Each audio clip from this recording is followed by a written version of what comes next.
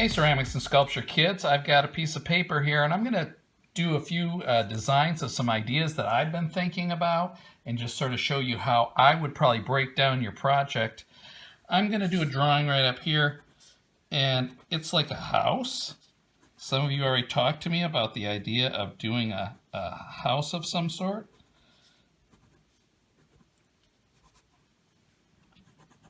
Right? So this would be like a basic house, and you'd have your door and probably some windows and whatnot. You could have a fireplace coming up over here. How would I go ahead and make a house like that? Well, let's break down the walls and figure out how it would be. We would need, I'm going to draw these as best as I can. I'm not a great drawer, so just bear with me.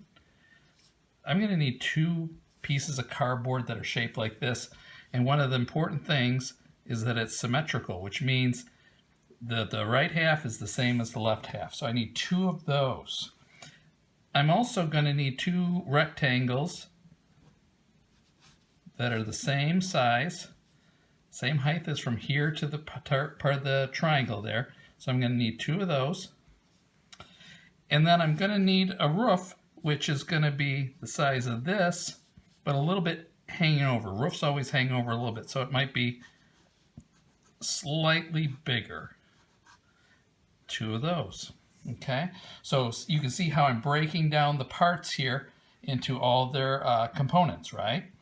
So that's how I would do it. Some other things, if you're thinking about doing a house, typically if you have the door here, the window comes up to the top of the door. So they're about the same height. So think about that. I would probably cut these out with an X-Acto knife or something like that.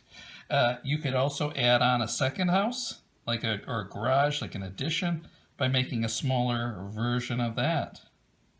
And as you can see right there, I'm adding it on. So that's how you could do, a house. You could take for the roof tile, and you could cut strips of thin cardboard and cut little notches in them.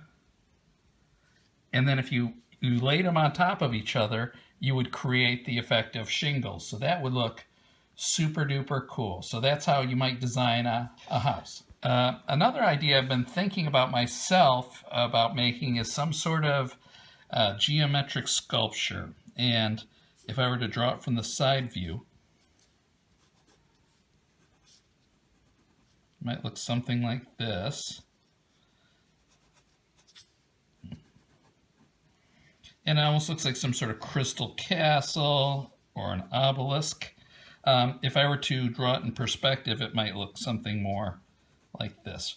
Remember, I'm not an amazing drawer, but you get the idea of how that would look. I could make it more complex by, these are trapezoids on these shapes. I could cut some trapezoids out so that looks like it raises up. And I might even cut borders like that. So these would be like holes. I'm going to shade them in dark so you can see that those look like holes.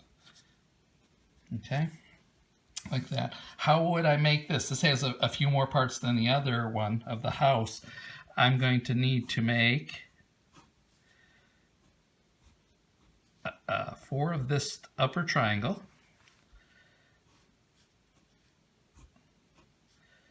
And I'm going to make 4 of this part right here, and then 4 of the base. So let's see here, 4 plus 4 plus 4, 12 parts.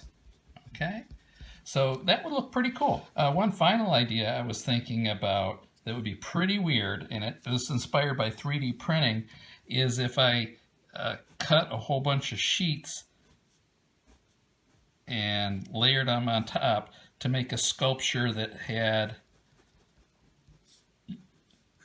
all these different sets, almost like a topographical map. So if you can imagine, here's a piece of cardboard cut like a circle, and here's another one that's cut like a circle, and another one, it just starts to step down. They're all like steps that go, like that. So I was thinking about like how cool would it be I'm going to just make a mask type of shape. And what if I made a skull? That would look really cool. And I basically constructed it out of sheets of cardboard that were laminated together and stacked up. So that would be a little bit hard to think about. It could be super duper cool. If you're one of our advanced 3D kids, that might be something really cool for you to try, is to do a sculpture in which you are actually building it up from different layers like that. I could take the same idea and represent it topographically like this.